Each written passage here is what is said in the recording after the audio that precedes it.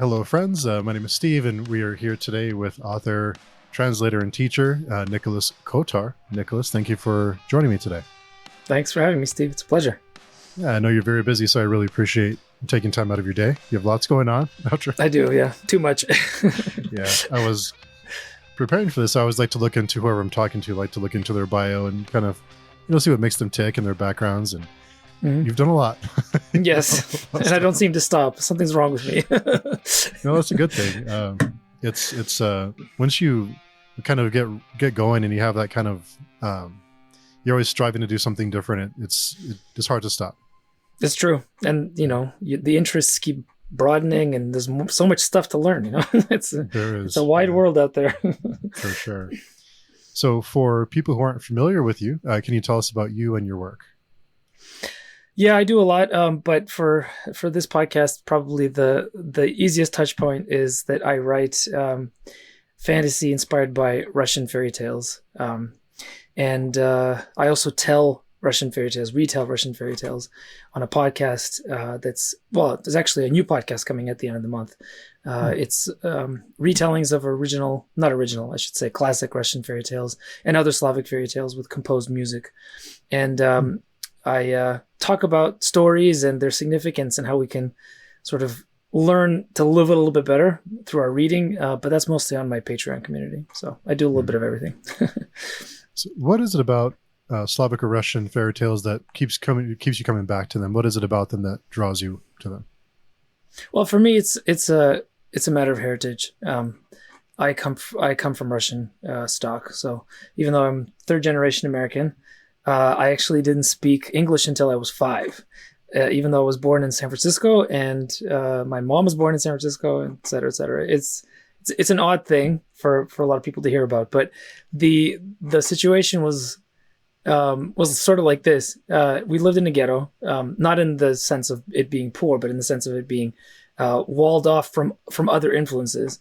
A little part of San Francisco that was almost entirely either Russian or Chinese, and the two got along very well. And there's some history there because there was a point in Russian history where a bunch of Russians escaped Russia during the revolution through China, and my family was part of those people. And my grandma spoke fluent Chinese, and it meant you get the best seats at the best restaurants in San Francisco, and San Francisco's got some really nice Chinese restaurants. Let me tell you, there was one experience I remember. We walked into this place. It was a total hole in the ground in the middle of a residential area. You never would have thought it was even a restaurant. It had some bizarre name like K52 or something. Like, I mean, I have no idea what it meant. And you walk in, and it's like a living room filled with circular tables. Every single spot is taken up by a Chinese person. The walls are covered in Chinese characters. There's not a single white person in that entire place except for me and my family. And everybody stops talking and looks at us as we walk in like, what are you doing here? And, my grandma, said something to the waiter, and they're like, okay, all right, we got you. And it was amazing. It was really good. So nice. I grew up with the fairy tales in the original language. And I guess they went really deep. I recently was rereading my first novel with my patrons for the first time ever. And it even surprised me how deep those stories went. Like when I was writing that novel, I didn't realize that I was pulling from Russian fairy tale tropes and kind of just like I was deep in that story world, and I didn't even realize how deep. So yeah, it's deep in there. Oh, wow. Those hole in the grounds are the best restaurants, though, aren't they? Oh man, they're so good. They're so good. Just they're the gyms that you can find once in a while, the local gyms.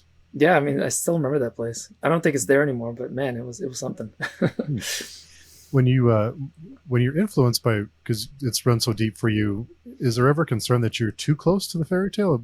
How do you try to change things to make it unpredictable and for someone who's familiar with those fairy tales, so they don't know what's going to happen next? Yeah, it's a good question actually. I think the first answer is that most people aren't familiar with Russian fairy tales very much. Like most people who know fairy tales will probably know the Grimm favorites, the Hans Christian Andersen or some European ones. Maybe now there's more. You're getting some more from the African or from the Eastern traditions.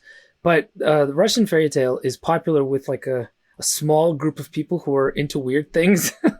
um, or Russians themselves, and they haven't really gotten the kind of center stage popularity, except for a few fantasy novels that were sort of popular briefly.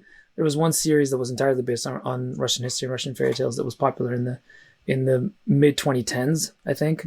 That was Catherine Arden's series. It was really good. Girl in the Tower was one of them. Really, really good. And then C.J. Cherry had a series based on Russian fairy tales from the 80s that nobody reads, but not because they're not good. They're really good. But she does some really weird experimental things with point of view in those books, and they're hard to get into just because of that. But if you keep going, they're really really rewarding. So I mean, I guess there's an advantage that a lot of people aren't going to recognize the tropes because they're different from what most European stories are. But for myself, I'm the kind of writer that doesn't stick to tropes very strongly. Like, I like tropes, but I like to really twist them.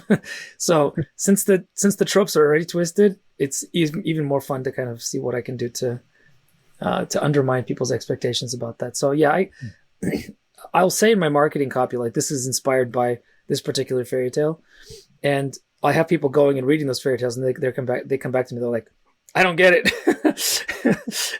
So yeah, I try to keep it very tangential and kind of just a hint. What are some of your favorite tropes to twist and to play with?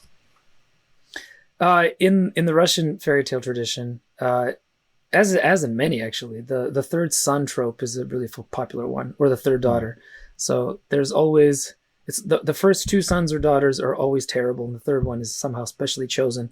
But also there's always a sense of the third daughter or the third son being somehow less entitled than the rest, like has the least amount of love from the parents, least amount of expectations in the world. And so there's always that. That's always fun, because there's something about a youngest child being unloved by older siblings or even parents that actually really appeals to readers. They like to, because they know that there's going to be a big flip at the end where the third child becomes either the prince or the princess or whatever, right? So that's always fun to play with. But in Russian fairy tales, the best trope to really play around with is the unreliable hero thing, because you never know if the hero is going to be a prince or an idiot, and you never know if the idiot's going to be smart or stupid. So there's an entire series of fairy tales called the Ivan the Idiot tales, and Ivan is like Jack, right? It's like a stock name.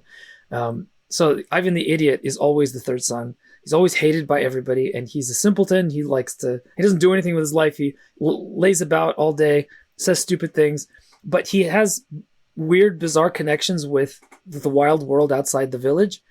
And so whenever there's like an incursion of some magic, he has a bizarre way of, like, a persistence, like a crazy persistence to meet that thing on its level and to overcome it, but using the rules of the thing, not the rules of the village.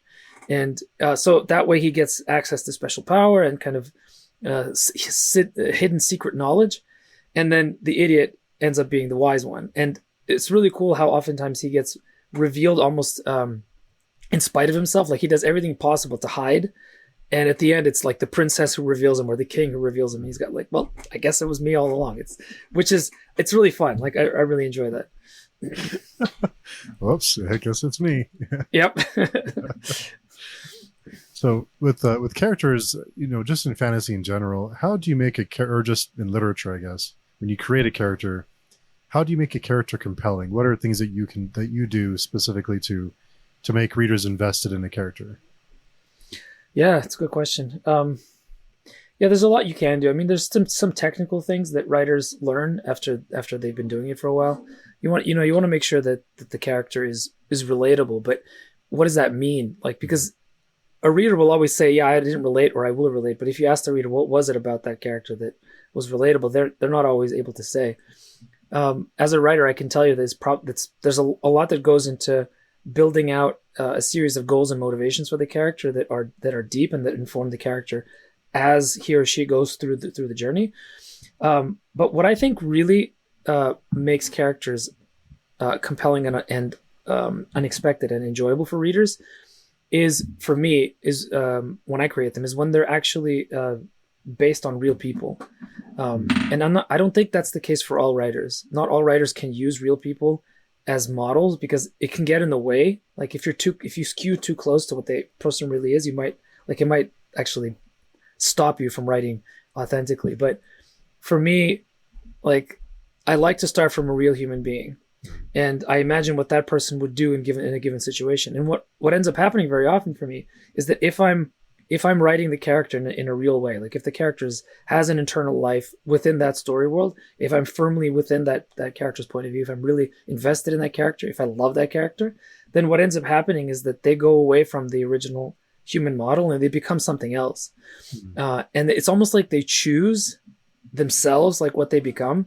And at that point, if I've reached that, and I'm really happy if I have, it's my job to kind of get out of the way and let the character choose his or her own way.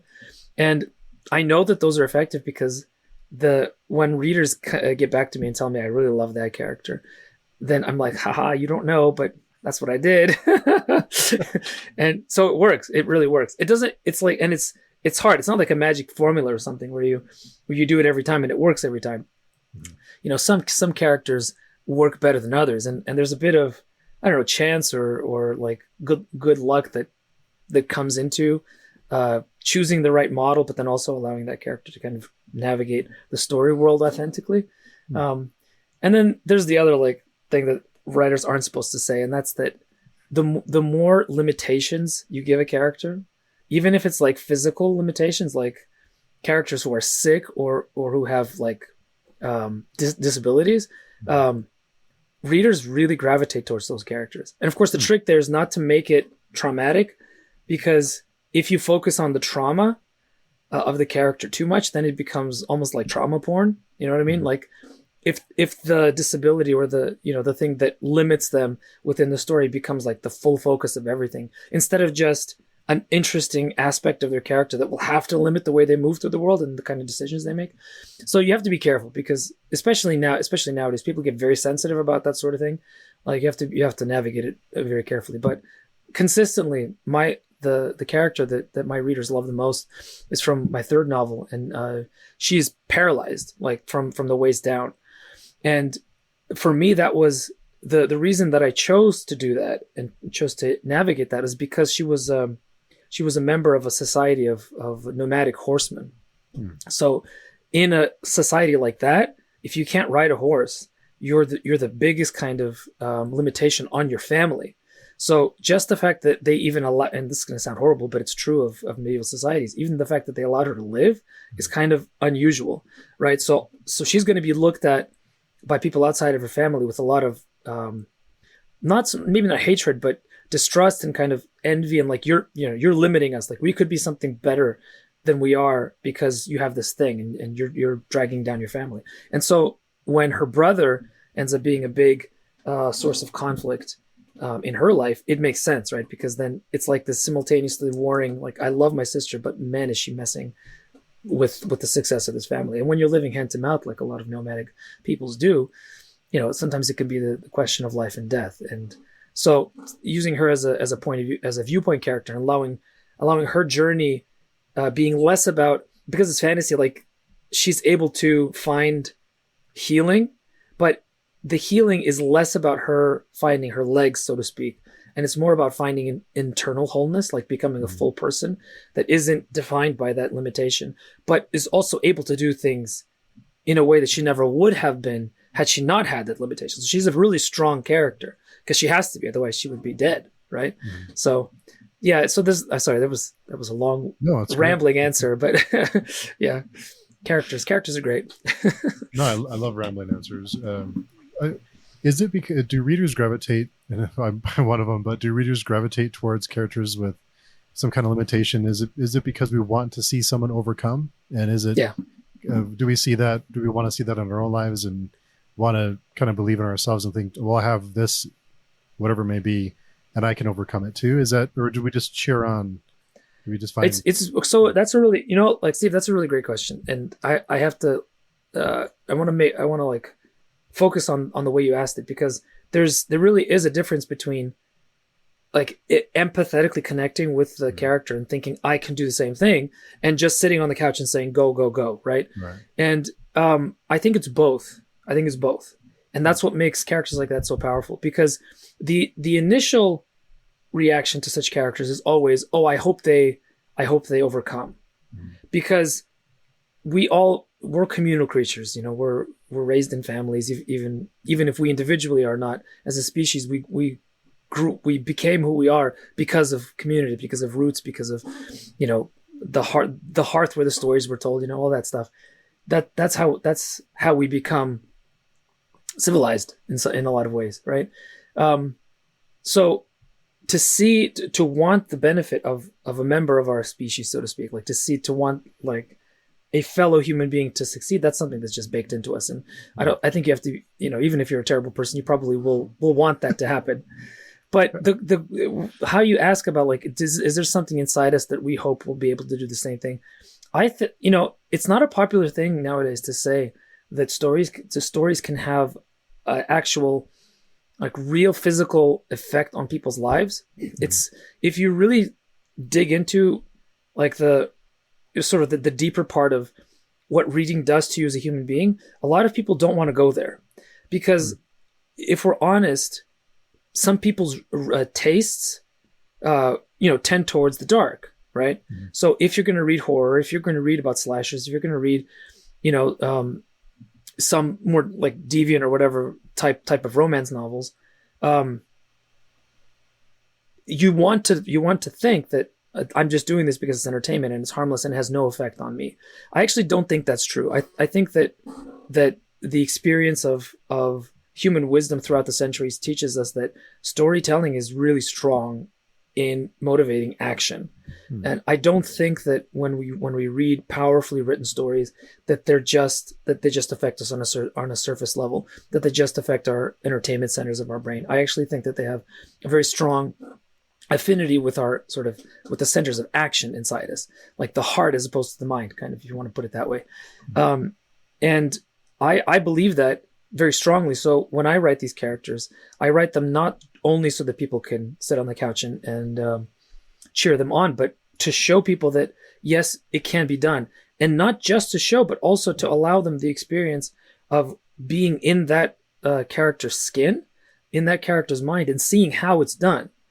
And then maybe if a person is having a very difficult moment in their lives, they might want to try doing what she or he did, the characters did, and try to overcome some things in their own lives. I mean, I know this is true because even something as banal as watching well, for me, this was during the pandemic. I was watching something called the World's Toughest Race on Amazon. It's a reality show, but it's based on an actual sport, which is called adventure racing. And basically, it's like fantasy questing as a sport. So you're given a map, and there's a bunch of checkpoints that you have to reach on the map, and you're told what ways you can, how you have to get to each checkpoint. So either you're on foot, or you're on a boat, or you're on a bike, or sometimes you're climbing up rocks. This is a real sport with the people actually, and I've started competing in it. Actually, it's really fun. And you're not told how to get to these checkpoints. You're given a map and you have a compass, and you have to figure out your own way of doing it. Now, these races, they go from like 4-hour or even 2-hour short sprints to multi-day expeditions where you have to carry your own food. You have to carry your changes of clothes. You have to carry your basically everything. And this reality show was filming one of these 7-day long expeditions that was it was a race that was part of the World Series of the sport, right? And here I am in the middle of the pandemic, everything's shut down, nobody's moving around. I'm looking at these people like climbing mountains, and they're just regular people, because some of them are athletes, and some of these are people who just have interesting family stories that the producers picked to see if they'd be able to finish the race, right? So you have like the balance between the professionals and the amateurs that are just like pushing themselves to the limit. And I was like, I can do this. I was watching this, I can do this. And it wasn't just me sitting on the couch. It was like the next day I found one of the contestants I found him online. I got his phone number and I called him. I'm like, I want you to be my coach. And luckily, he was doing coaching at that time specifically for adventure racing. Hmm. And since then, I've done 4 races and I finished the podium finish for one of them. So just to show you the storytelling of that the TV show, which was very much a story. I mean, they filmed it to be like a fantasy novel. It was great. Got me not just up off my butt, but it got me to go and like do stupid things like run around for 4.5 hours in the middle of upstate New York winter with, like through the wilds for no other reason than to train. I mean, it's so it does work. Stories can really move you, I think. Yeah, there was a quote on your site, on your website. We tell ourselves stories in order to live. Mm. Yeah, I think storytelling is really storytelling. I think transcends cultures and languages, and it's something that's since the beginning of time. I think we've been pointing at the sky and Yeah. telling each other stories. It's true. We have, and it's, if you think about it, it's really strange. Like, why would we? It's not for a modern person, for a person living now. We're so trained to think about everything in an analytical way, to look at everything and try to break it down and try to put it into formulas that you can understand and kind of make sense of in a rational way. And from that mindset, it makes no sense that you would try to make sense of the world through figurative language and metaphors and heroes' journeys. But that is the way humanity has always done it, as far as we can tell. There hasn't been really a civilization ever that has survived purely by rationalistic thinking, except for now. And do you think we crave those things more and more now with technology and social media and everything else? And it's I think I noticed a lot more people, even like Gen Zers, are almost craving that like longer form content, or well, what they're craving is meaning. Less digital. Yeah. Yeah, they're craving meaning, and meaning is connection that's expressed often through figurative language, because as it turns out, the way that these stories work is they create the same kind of connections inside the person's brain and body, even, that you have when you have another person next to you. So they've done really interesting studies of scanning people in reading state and post reading state. One of the really interesting ones shows effectively that it doesn't matter how good the story is. Like, if it's narratively driven, if it's a story that has a plot, like a rising action, the kind of thing that fairy tales and myths have had ever since the beginning, that the connections that are made inside the brain during the reading persist inside the brain days afterwards. So, and not only that, but like the centers of the brain that are activated are actually motor sensors. So let's say that you're reading about somebody running. As far as the brain is concerned, not the body, but just the brain, like if you were to take it as a separate thing, you are experiencing that person running as if that person is you. So it's a very strong connection, because for whatever reason, the narrative structure causes the brain to almost fools it into thinking that it's happening to you. Now, obviously, there's no connection with the body, so you can't lose weight by reading about people who run marathons, right? Yeah. I know, right? Yeah. But you can get some of that euphoria that they feel when they finish a marathon by reading about it. Sure, that's why people read about people overcoming things, because they get some sense of that euphoria that the person who's described, or that you were inside the skin of, feels. And it's real. Like, it's not just imagined. That's interesting. I've earned over the years I've earned a reputation of reading some of the darker stuff. Like more of the darker fantasy, and people keep asking me why. Why do you read such terrible stories? How do you? And I thought a lot about it. And the thing I keep coming back to is that I like that even when things are their darkest, that even faced these insurmountable odds, that someone finds a way to overcome. They find a way to do, as even if they don't necessarily are successful, they try their best and they find a way to overcome whatever it is. I mean, that's one of the great fantasies that humanity, that appeals to humans throughout history, because I mean, let's be honest, the reality of us living in 21st century, in the 21st century West, is so different from the vast majority of what human beings experienced. And in some sense, maybe there's like a shared memory that we get genetically of the sufferings of the past, or maybe we just know that there are people who are suffering out there right now in remote places that aren't as developed as ours. So I think there's something really profound in this desire to experience that pain of others, because in some way you're first off you're basically saying it exists. Like just acknowledging it, saying it out loud is already important, right? Because you're not hiding it, you're not pretending like what's going on over there in those places is like unworthy of my attention, right? So by reading these stories, you're like, yes, this is real, this happens. But by kind of like allowing those stories to have a positive resolution that it might not have in real life, you're doing something. Even as a reader, by reading those kinds of stories, you're like affirming something about what it means to be human that makes no sense evolutionarily, right? Because if you're only looking at the way that the world works, it's all about dog eat dog. And yet humanity has always managed to rise above in the worst of times. And so the stories that reflect that, I mean, those are the most profound. I'm not surprised that you're drawn to that sort of thing. Oh, I feel validated now. Good. Yeah, now I can tell them. I have someone. I found someone who agrees with me. So here we go. There you go. No, that's really fascinating to hear about. I didn't realize that the brain activity or the satisfaction we get from reading about other people doing things it goes on for days after we're done. You can, yeah. There was a really cool experiment done. Basically, they took a bunch of college students and they gave them like, it's a pretty trashy novel, but it's like a thriller to read at home, and then they would scan their brains because they had like a control group. They knew what a brain scan looked like when you were reading, like the activity of the brain during the reading process. And so they would have them come back 1 day, 2 days, 5 days, 7 days, and I think it persisted. Like that same activity kept going for like 4 days after they were reading.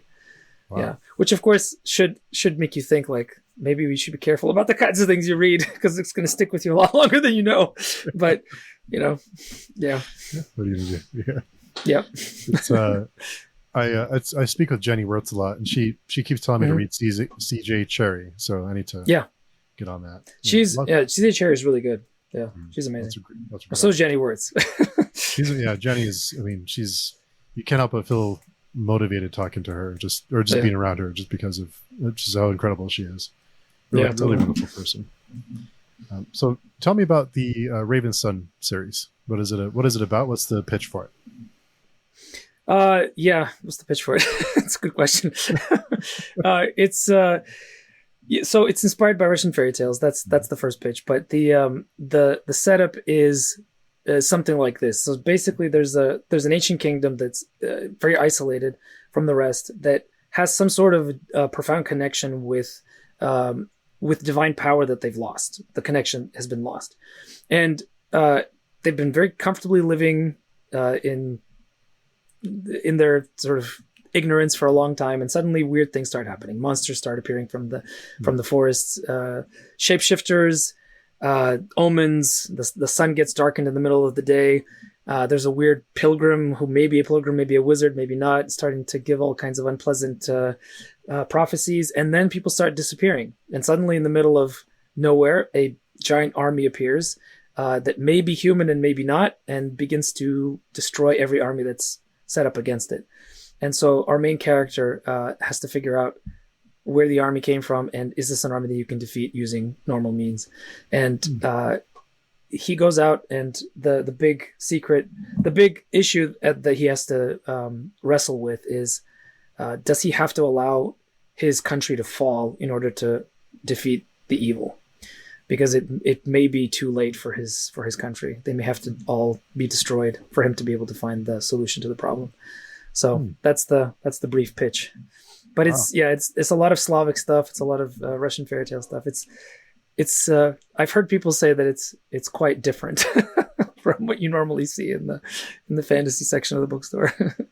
I would imagine you have to be a little different, right, to stand out. I mean, because it's such a crowded marketplace. There's so many books to read that I think you something to be a little different. I think would be good. I think it's good. I agree. Unfortunately, the market doesn't always act that way, and readers don't always act that way. More often than not. No, I'm not complaining. I'm doing fine as a writer, but it's certainly the case that readers, especially those who prefer to buy the books in places like Amazon, tend to gravitate towards the books that repeat repeat tropes and kind of more the familiarity of things. And I understand, like nowadays, especially with the economy being where it is, people are less likely to try out something new if they know of an author that has a back list of like 20, 30 books that they haven't even gotten to yet. And they know that flavor already. So might as well just stick with what we know. But that's not how I roll. Neither. Neither. How much do you wrestle with that when you're writing or when you're putting your stories together, your characters, on making it more appealing, but at the same time making it something original, what you want to write? How do you manage? How do you balance that? Well, I'll be honest. I have tried to write stories that skew more towards expected tropes and sort of marketable trends and things like this. What I found through experience is that as soon as I start doing that, I stop writing. Like I don't like to write those kinds of stories. So some people are very good at finding and recognizing a trend and writing into it. I found out recently that actually there's like different categories of writers depending on their sort of personalities. Like, you have all these personality quizzes and things that they exist for authors too. It's really interesting. Oh. And it turns out that it's perfectly okay. Like some people just can't write to trends. Like they try, but what ends up happening is even if they force themselves, nobody reads it because they recognize that the trends are there, but they can sense that the author's heart is not there in it at all. So they're more likely to put the book away. They're like, there's something missing. It's not as. So what ends up happening for me is that I might start with a trend, or I might start with a trope or a fairy tale that's recognizable, but I'm always looking for that. Yeah, but thing at the end where it all kind of collapses. So like in the first book of the Raven Sun series, A Song of the Siren, it's set up like a traditional hero's journey. The hero has to leave the city. He gets expelled from the city. He has no choice. He gets banished, right? And so you think, okay, this is going to be a traditional quest narrative. Like in 2 chapters, the quest ends. It's done. And then there's the rest of the story. So it's like, it's not about questing at all, even though it is. So it's, and I'm like, yeah, that's how it has to be. For whatever reason, that's how it's written. That's how it comes out of me. So, yeah. Whenever I get into a book and I feel like I can predict what's going to happen, I get so bored. I get so bored. I mean, the one good thing about writing like this is that even as a writer, you get surprised. So I'll tell you a story about what happened to me. Like I got to book 3 of the series, and I'm getting to the end, and I think I have the climax of book 3, which is very much like the high point of the 5-book series. Like this is where you think you've gotten to the end and suddenly everything falls apart, right? Like it does in all novels, but it also, like in a large scale, it does for the whole series in book 3. It's one of my favorite books too, just as a reader. And I'm getting to the end, and suddenly I realized something about there's a plot twist coming that I hadn't seen when I was writing books 1 and 2. And it's a plot twist that undermines everything that has happened in books 1 and 2. Everything. Like nothing is what you think it is. When you get to book 3, suddenly it's like the rug gets pulled out from under you. And, that happened to Tolkien when he was writing The Hobbit, right? Or rather when he was writing Lord of the Rings, because The Hobbit was supposed to be its own thing. And The Lord of the Rings was supposed to be the sequel to The Hobbit, but it became this saga, right? That has very little in common with the character and the nature of The Hobbit. They're 2 very different books. So he had to go back, especially to the chapter with Gollum in The Hobbit, and he had to retcon a bunch of stuff, right? He had to rewrite it. So it's very difficult to find the original version of The Hobbit these days because it's been taken off the shelves. But if you can find an early edition, you'll see that there's nothing about My Precious and about Gollum, being obsessed about finding Bilbo. He kind of gives him the ring, and that's that. Like he wins the riddle game, and it's over. And so, of course, like after he wrote the Saga of the Rings, like, no, that can't work. Like you can't have Gollum just handing over. So he had to go back and change it. So when I'm writing this book 3 and I realize, oh my God, I've just messed up my entire series, and books 1 and 2 are published already, right? So I'm like, I'm screwed. So I went back and reread books 1 and 2 carefully to make sure, like to see, would there have to be like a Hobbit level retcon? And you know what? I didn't have to change a damn thing. It was all baked in. Like my storytelling intuition it knew, like even before I knew in my rational mind, it knew that twist was going to happen in book 3. And so like I ended up adding 1 or 2 sentences here and there just for thematic continuity, but it was like on the level of a proofreading edit, the kind of thing that you would do anyway, very often in a second edition, right? Because you have typos coming up all the time, right? So Yeah. you would, in your next edition, you'd always fix it. So it's like on that level. And it was really surprising to me that in spite of the fact that this whole thing kind of was the rug being pulled out from under you, I had layered it in somehow. It's really weird. But, writers talk about that. Like it happens. It's really interesting. Oh, that's amazing. Yeah. So I did read that it's you like your fantasy, traditional fantasy, but with a touch of darkness. How Yeah. much darkness is too much for you, or what are there certain lines that you just don't cross? Yeah, I haven't gone to a line yet where I've had to say don't go ahead. And I'll just give you a little teaser. For example, like I read a lot about history, and in history you hear about a lot of stuff that's pretty horrible. For example, there's this episode that nobody knows about, but in World War II, when the Nazis were fighting the Russians on the Eastern Front, there was a lot of weird mysticism associated with, like, a lot of occult stuff associated with Nazism. And so over there in particular, in Russia, they, for some reason, thought that the blood of children had healing properties. And what they would do is they would capture children from villages in Russia, and they would hook them up to IV lines, and they would take their blood out and do transfusions into themselves with the children's blood, and they would bleed the kids dry until the kids died.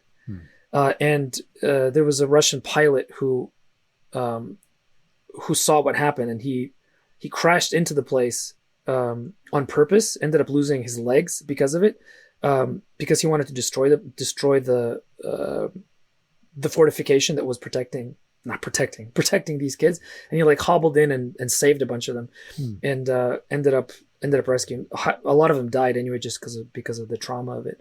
But that episode made it into my third book in a fantasy way. But what I did is I took that and I fixed it. Like, I gave the kids a way out. So for me, like, I'll put it like this. So what's too much darkness? Like, when I read A Game of Thrones, the first book in A Song of Ice and Fire, there's a lot of brutality there. But I always felt like book one had a lot of empathy for the suffering. Like, the fact that he gave Tyrion a viewpoint is not a small thing. Right. There was a sense that, like, the downtrodden and the suffering, they're going to have a voice, and this story is going to be about them, at least partially. And I thought that was really great because it was done with a lot of sensitivity and with a lot of love, like, as only an author can do. And then in book two, there was that scene where the kids get, like, butchered like a pig. And I'm like, you lost me, man. Like, I know that stuff happens historically, but I would much prefer to see the violence have not necessarily have a meaning to it, but allow the reader an emotional way out of it. And when the kind of, like, it started to just get violent for the sake of the violence, and this happened in the TV shows. I mean, like, when you're watching Sansa sick the dogs on her husband, right? Like, you have a sick joy and pleasure at that scene. And, like, to me, I'm like, I'm not okay with feeling those emotions. Like, I don't want to feel those emotions. Like, that's not good. There's ways out of it that I'd prefer. So for me, it's like, I'll explore the darkness. I'll show some pretty terrible things happening. But ultimately, it's like you. Like, I want the story to come out of it and to give an opportunity for the reader to feel a kind of resolution, because they might not be able to get that in their own real lives. So right. I think it's important that we provide that for them, a kind of consolation at the end. That's great. Good answer. Well, it's tough to transition from, but you mentioned you spoke Russian when you were young and you learned English. When you started writing, did you write in Russian or in English, or did you do both? I've only ever written in English. The reality is that even if I spoke Russian first, I was homeschooled initially, and then eventually went to a small local school, but it was all in English, and obviously you're surrounded by it all the time. I am fully bilingual, but, like, the language that I encounter the written word in, like my own written word, has always been English. I will say though that I've had some interesting conversations with people who study bilingual culture, like as a thing, which is a thing I didn't know. But and this person had read my books, and she's like, it's clear that you're writing from an Anglo language setting, Hmm. but because you're writing she's telling me, because you're writing into a Russian space, it sounds a lot different than it would be if it was just an American who didn't speak Russian. So like if somebody who was writing about those stories, like even the same story, if I gave the outline of the story to somebody else, it would sound a lot different, not just because we're different people, but because the languages are different. And so just having the structure of the Russian language inside my mind is enough to change the way I write, even in English. And I didn't know that, but this person who studies this professionally, she's like, yeah, it's there. And I was like, that's pretty cool. Wow. So yeah, it's there.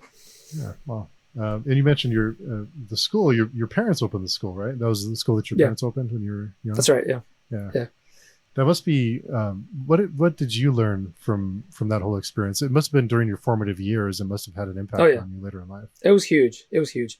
I mean, there's really something to say about communities, the kinds of communities that can really raise a person from childhood to adulthood properly, with like the fullest possibility of that person becoming who they're meant to be, is best done in smaller communities.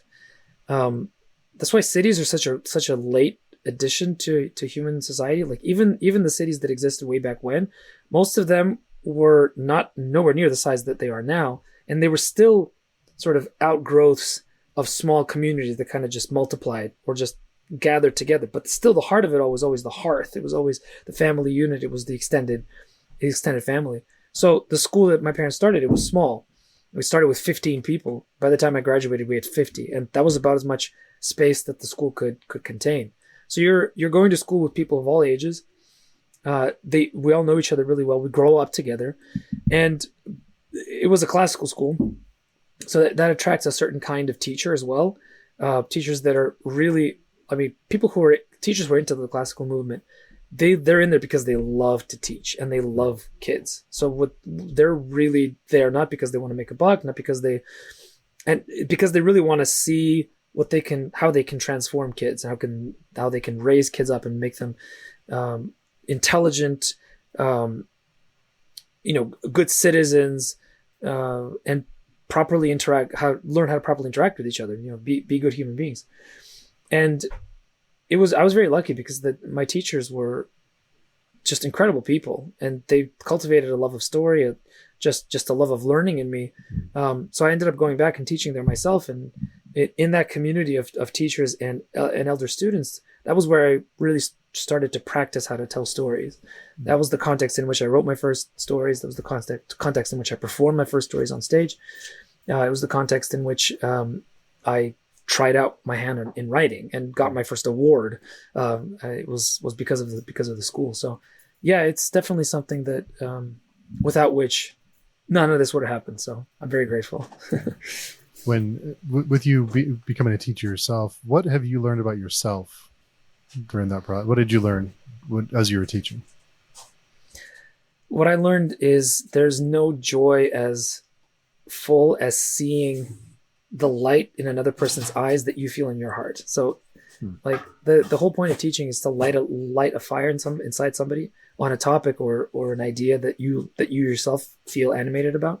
So with me, it was always literature and history. So to be able to stand up there and then teach them and see their eyes light up with the same kind of love that you have for the topic, and then to see them grow into the kinds of people that are like the characters that you read about, are like the historical heroes that you want to emulate.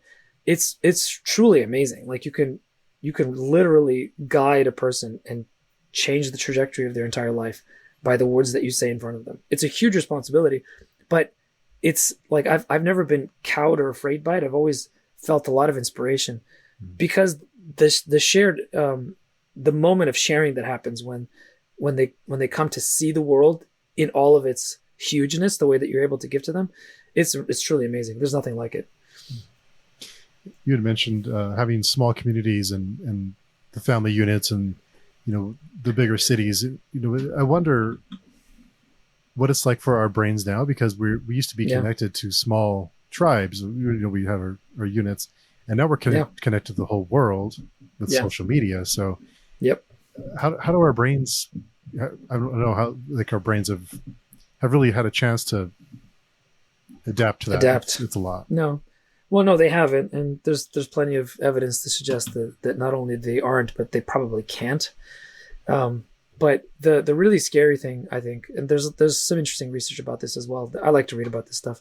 In particular, I'd recommend that people read The Shallows by Nicholas Kotar, which is a really right behind you somewhere. Yeah, it's a really good book. Right. But yeah, like people aren't supposed to, and I don't think this is a matter of like simple evolution or adaptation. I don't think that we're meant to interact with such a huge amount of information or such a huge amount of people.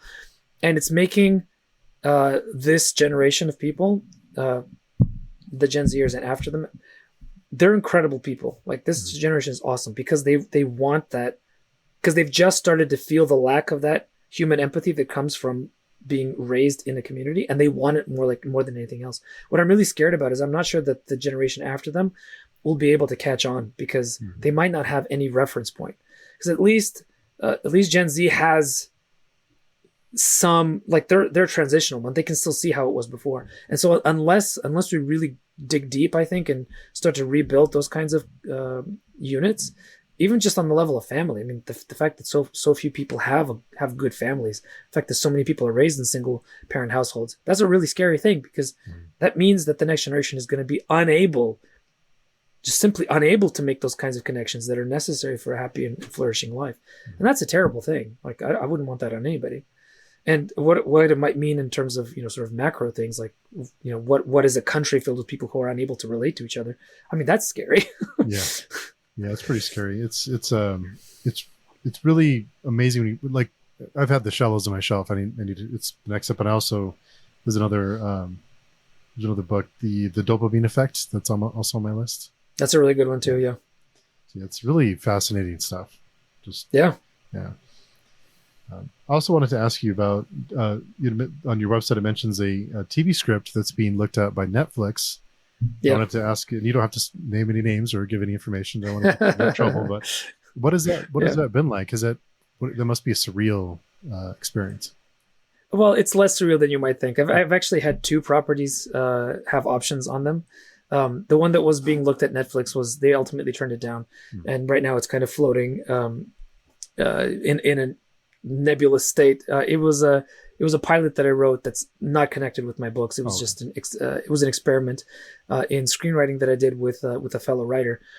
He provided me with some direction, but I wrote most of it, and we actually ended up winning a few awards for screenwriting down in Hollywood. So that's where the award-winning label comes from. I have a little piece of paper. It's really fun. Yeah, but the more interesting one was I actually got an option for this series from a small publishing company. Sorry, a small production company that was interested in. They were like bootstrapped, very small. They had connections in various larger production companies, but they were trying to put their foot in the door and kind of start something fresh. And that kind of energy of doing business with people that are not wallowing in money and aren't worried about the bottom line, but just like the idea and are interested in using it as one of the several other things that they have to build their own portfolio, their own brand. That was really exciting to me. It was really, and it got fairly far. Like we got some pretty prominent people to look at it. There was one in particular. There was an Oscar-winning director from Mexico. I'm not going to say his name. That loved it. He was like, make this, and I'll either support it financially or I'll even make it for you. The problem is that as soon as the war started, Hollywood doesn't want to touch anything having to do with not just Russia but Ukraine. Like anything Slavic, keep away, man. Like we don't want to touch it. It's too dangerous. It's too. You would think it'd be the opposite, right? Yeah. But because Hollywood is so gun shy, because it's about tons of money, so you can't experiment, right? You have to like do the stuff that's already a guaranteed success. That's why we're seeing so much crap right now, because like they're doing the stuff that's gonna work, and like of course it doesn't work because everybody's done it 5 million times. Yeah. I've only seen some of the superhero movies. Yeah. Right. Yeah. I've never really been a fan, but people like it. Yeah. Also wanted to ask, you've traveled the world. There's only been a place or two you haven't been. Do you have any favorite places that you uh, stand out for you? Yeah. There's a bunch. Uh, I love Romania. Romania is a beautiful country. It's one of the most beautiful places in the world. Just walking the mountains, the Transylvanian mountains. Where Dracula's from. That place, it's gorgeous. Probably one of the most intense and coolest places I've ever been to was a Russian monastery on an island in the middle of the White Sea in the far north. Not the White Sea, sorry, it's Lake Ladoga. It's in the middle of nowhere. Like Hmm. nobody even knows where it is on a map. It's near Finland. It's in the middle of nowhere for a month and a half in the depths of winter, in a place that hardly had electricity. Uh, as a cultural exchange kind of program, it was fascinating. But that's an experience that you know like yeah, nowhere else. Nowhere else. It was amazing. Nice. So you were there for a month and a half? Month and a half. Yeah, Wow. Yeah, yeah. that's I, life. need, I needed to sort some things out, in terms of life, and it was very useful. But yeah, it was hard. It was hard. Sounds like it. Uh, so another thing another hobby of yours, I guess you could say hobby, as you're also a musician, and I Yeah. wondered with music and writing, do you notice any similarities or any kind of beats or patterns or rhythms that you can get with music and writing? You know what? It's an interesting question. The thing that I find that's most unexpected about the two that are similar is something that refers, for me, to choral singing. Now, I conduct a choir. I'm a conductor Mhm. by profession, actually, and I also sing. But there's something about directing a choir where you would think it would be like a technical thing where you tell people do this, do that, just show stuff with your hands, and kind of it's just about technique and about doing things properly and proper levels of volume and stuff like this. Actually, it's really interesting, but in a group like that, when people sing together, they start to read each other's minds in a lot of ways. Hmm. And like I can tell you that just from personal experience, like a funny thing is like, for example, a conductor will tell you don't breathe at the same time as the person next to you. And invariably, just because you're thinking about it and worrying about it, every time for the next 5 minutes that you breathe, your neighbor is going to breathe with you.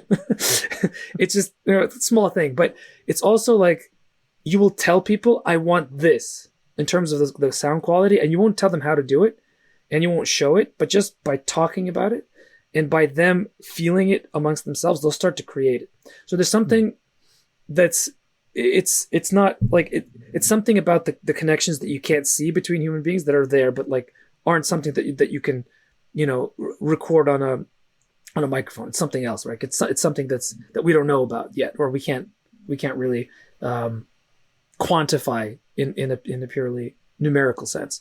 So that thing that happens, it happens in all orchestras, it happens in all choirs, happens in any ensemble, happens in jazz all the time, right? Because in jazz you're improvising. Mhm. And what is improvising? Improvising is not doing what you feel like, it's doing what you feel like while also being aware of what everybody else is doing and making sure that it fits, which is like thinking on a multitude of levels. And to do it well, it's a very profound thing that happens.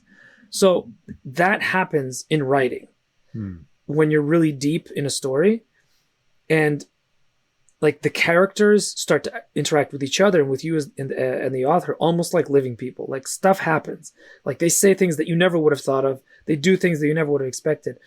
And then, like the thing I talked about, how like in book 3 there was that twist that I had without anticipating it, had predicted and had put into the structure of the story without realizing it.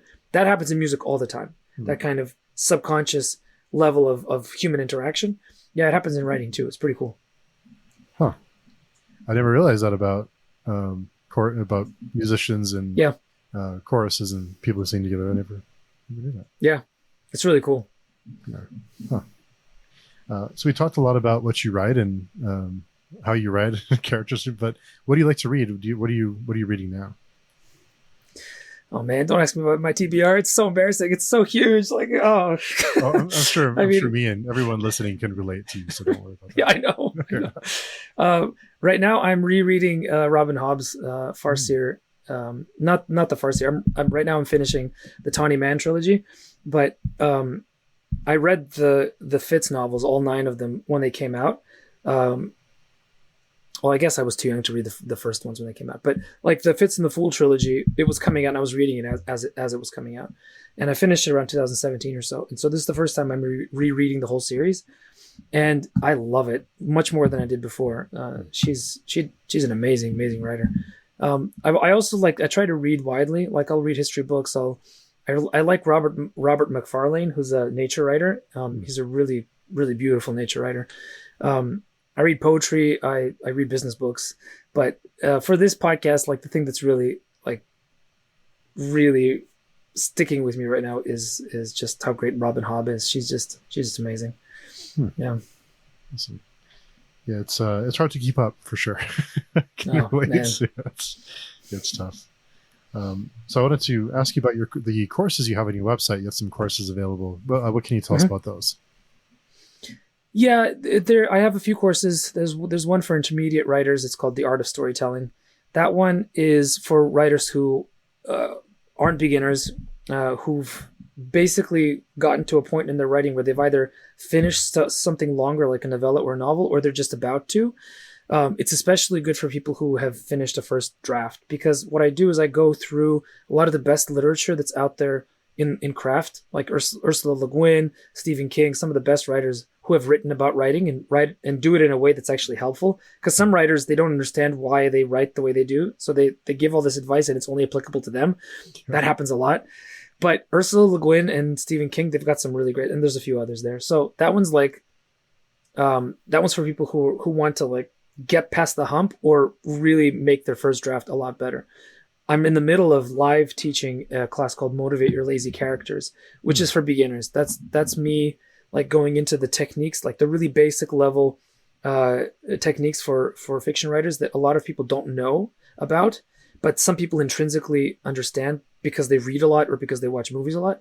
So this is me basically breaking open the very first level of writerly expertise. And I love this one because their eyes light up a lot on this. They're like, oh my God, that makes so much sense. And they go and start writing. And I'm like, yes, go. Yeah, so those are the two ones. And I'm working on a small publishing mini course. It's basically me surveying the landscape of publishing for authors, what it's like now, whether you should go traditional indie, what are the advantages of both.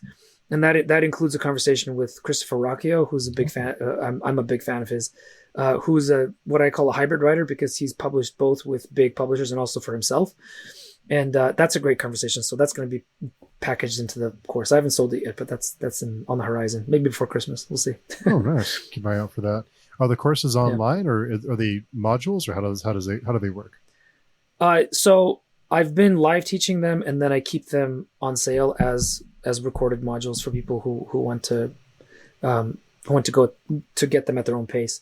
But I do recognize that people, for whatever reason, prefer to take courses from me if I live teach them.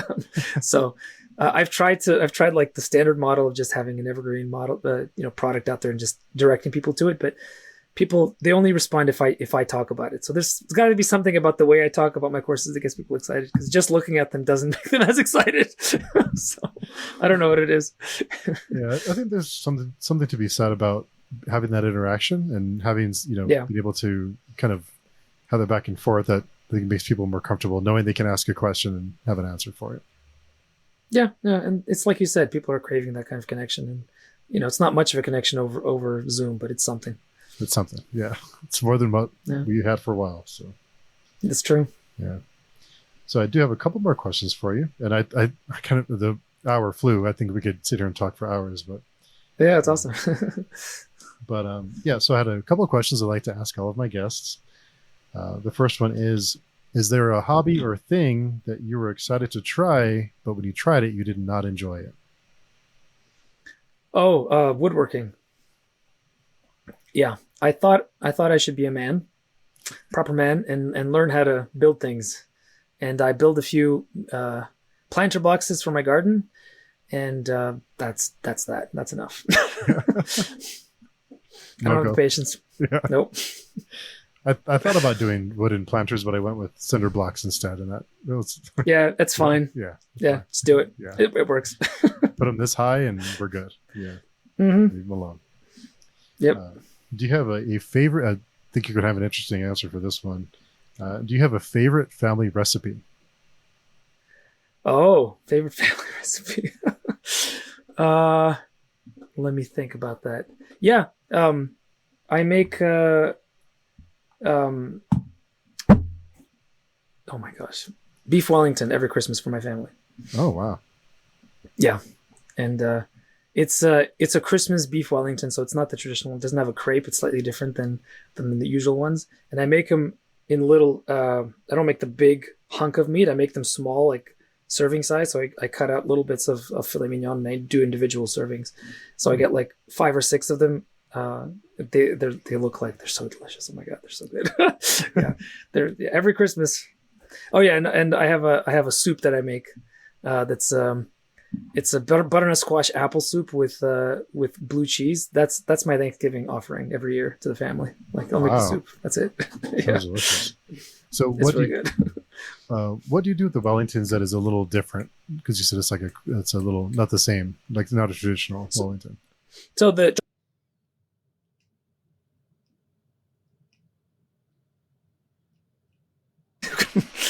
looked like I disappeared there for a second. Yeah, there we go. Oh, I got you. There we go. All right. Yeah. Thanks. The traditional Wellington has a crepe inside the phyllo dough, or the pastry dough, I should say. So it's got more heft to it. The ones that so this is a Gordon Ramsay recipe actually. I found it on YouTube. He doesn't have the crepe. He just puts it in the dough and wraps it in prosciutto. So it seals in the juices a little bit better. And the other difference is that I don't make it as the because beef Wellingtons are supposed to be this big hunk of fillet that you just slice up.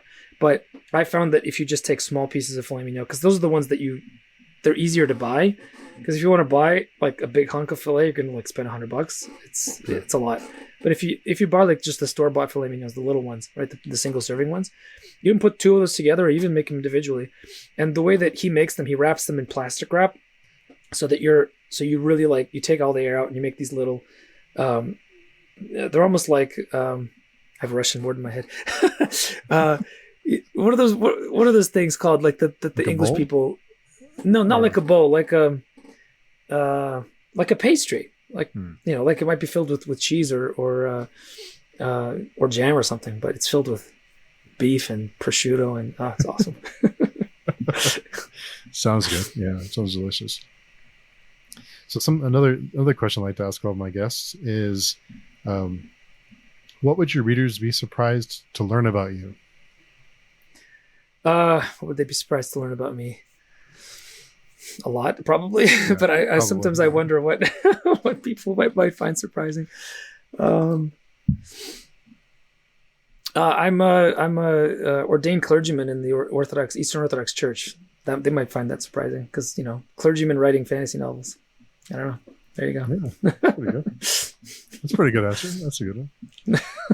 And so the last one I have is, what was your first job, and what did you learn from that experience? Oh, that's cool. That's a cool question. My first real job was, I remember now. It was selling the idea of. So it was a sales job. So it was very strange. I got hired by a local community leader who wanted just to give me some experience. I was 13 or 14, just like experience in life. He was a very, very odd man, and kind of a character, as they say, right? And he was involved in local politics. I think he wanted to become either a supervisor in one of the boroughs in San Francisco and in one of the city regions. So he decided he would back a scheme that was on the ballot, which was a dedicated bus lane on one of the biggest streets in San Francisco, which would have meant like traffic would have been reduced by 33%, right? So this is not a popular ballot measure at all, because Yeah. people don't like public transportation in San Francisco for good reason, and now it's even worse than it was then. But it was still bad then. Like it's inefficient. It doesn't. Yeah, people like to drive. So my job was to walk around local businesses and hand out flyers and convince them that this idea was a good idea, even though I thought it was a bad idea. So very useful in understanding how sales is all about persuasion and connection. It's not about begging. It's not about being sleazy. It's about making a connection with another human being and allowing them to see your vision of the world for a second. And that's really helped me because I'm an indie published author. I don't have the might of a big publisher behind me.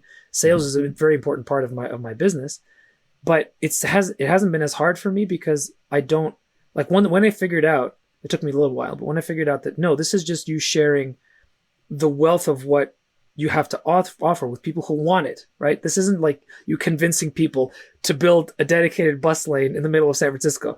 This is just offering people a cool story that they might enjoy, or they might not. It's up to them. And as soon as I figured that out, I was like, okay, I got this.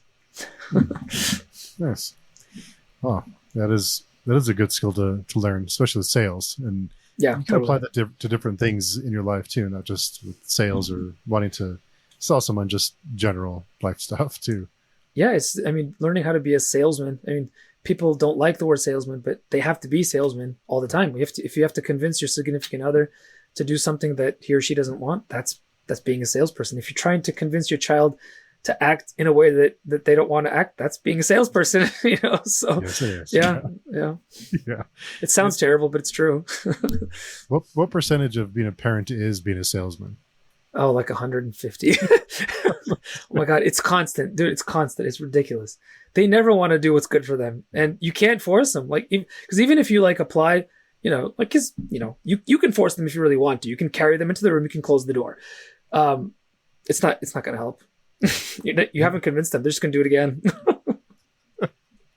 I never thought of it that way until this conversation, but yeah, it is a lot of being a salesperson. Man. Yeah. Well, thank you so much. The time flew. I think we could go for hours and hours if we really wanted to, but I'd love to have you back again if you'd ever want to. I'd love to. Thanks, Steve. Yeah, this was a pleasure. Absolutely. Yeah. So in the meantime, if someone is looking for you or your work, where's the best place to find you? My website, everything's there, nicholaskotar.com. And there's going to be more stuff there. I'm probably going to have a Christmas shop available for direct sales. And there's going to be some really cool stuff there. So if you guys like my stuff, check out the website. Definitely. And on your website, there also is a link for your Patreon and for the courses, and all of it's there. So really good resource. The importance of a good website, I think, is forgotten. Yeah. And so it's true. I loved your website because it has everything on it. It's nice. Well, it also tells a story, right? That's part of the point. Yeah, I think people depend too much on social media for that. Yeah. And it's really important to have a nice website. So kudos. Thanks. Yeah. I had a good designer. Yeah, it's really nice setup. So I was impressed. But yeah, good stuff. Thanks. So yeah, I hope to do it again soon. In the meantime, we'll talk to you again. Thanks, everybody. All right, thanks, everybody.